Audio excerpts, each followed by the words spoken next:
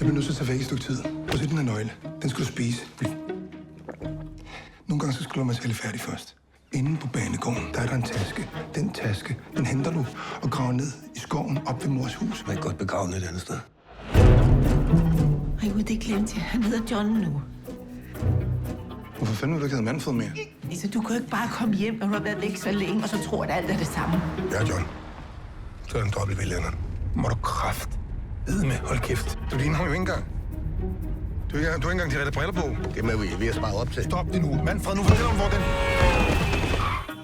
Er den okay? Det er kun overfladiske skrab. Men kan jeg så ikke tage ham med hjem? Hvis du sniger 500 mand ned i lommen på mig, så kan du bare tage ham.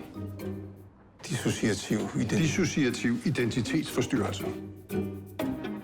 Altså, man kan ikke bare vælge sit eget navn. Jeg kan ikke bare kalde mig selv for Werner Kæmpepik. Altså, det skal afspejle i virkeligheden. Du forstår slet ikke, hvordan det er ved mig. Folk kan virkelig godt lide mig. Fordi du er John. Du er sindssyg. Så skal du ikke lave bane med tosser. Det er faktisk et yderst validt psykiatrisk eksperiment. Skal du så spille for det rigtige publikum? Nej, vi kommer spela framför massa bävrar.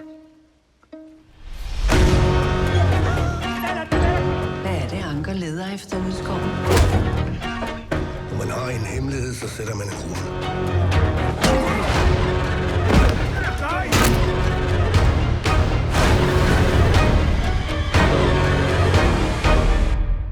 Lothar, svara mig ärligt nu. Har jag inte ljust hår? Och är inte mina ögon blå? Jamen...